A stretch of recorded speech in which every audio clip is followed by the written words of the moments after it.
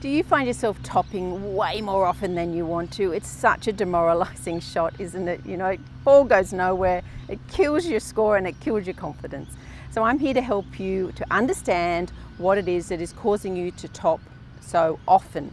And it's not what you think. Your friends will probably be telling you that you lifted your head or you swung too quick. And it's usually neither of those two things. So lifted your head, that's a really common one. Most people, as they're coming down into the shot, they don't tend to lift up through the ball. They might lift up on the way back, so you've got to be a bit careful of that. But coming through impact, most people don't lift their head. They usually tend to bend their elbow, which is what I'll tell you how to fix that in a second.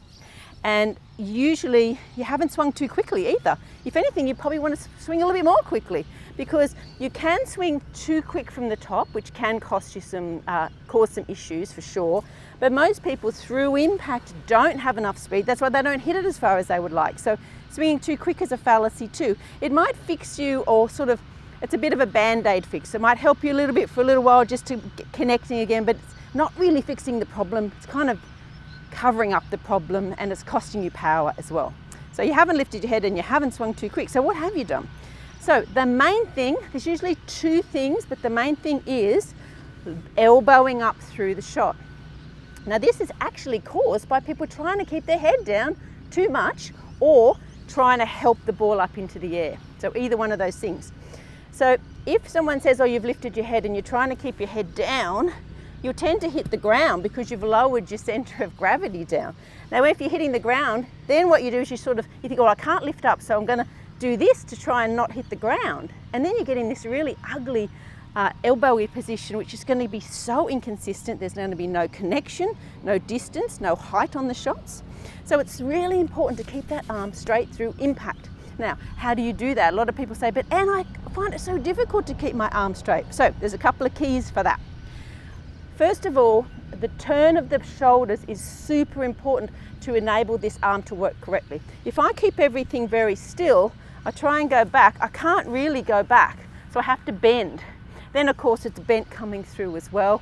If I don't turn through, I can't extend if this is not turning.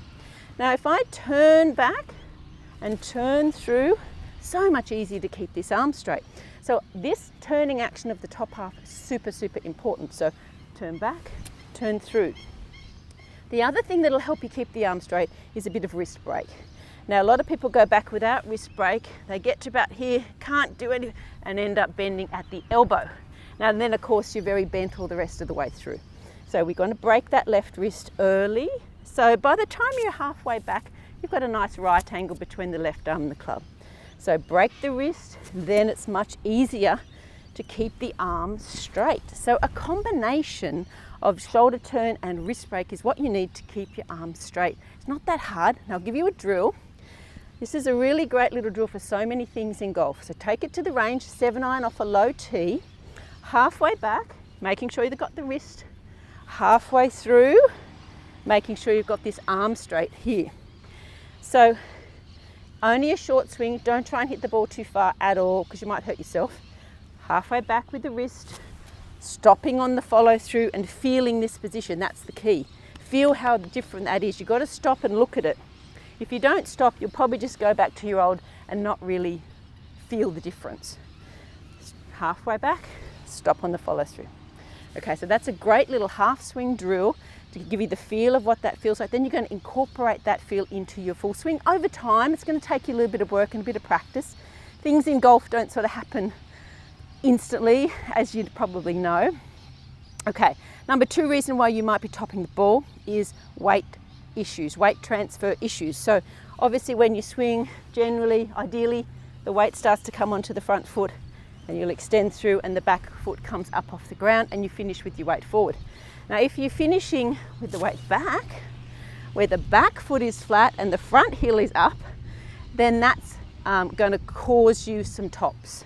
It's also going to cause you some duffs because you're moving your center of balance back, going to duff back here. So you might duff, you might top, duff, top, which is neither of them are much fun. So that drill I just told you about a second ago, that one is great for this as well. So halfway back, then start moving the weight across, and feel yourself finishing on the front foot with the back heel up. So go to the range, do some half swings, stop on the follow through, feel the weight on the front, and that drill kind of covers everything that you might be doing wrong when you're topping. It's got the wrist, it's got the weight, it's got the extension here. So it's a fantastic one drill fixes all kind of fix for your tops. So go to the range, do some practice, go in the backyard and do some practice, get a feel for those positions. It's going to take you some time, it's going to take you some practice, but it'll be well worth it. You'll get power, consistency, height on the shot, and lots or way less tops.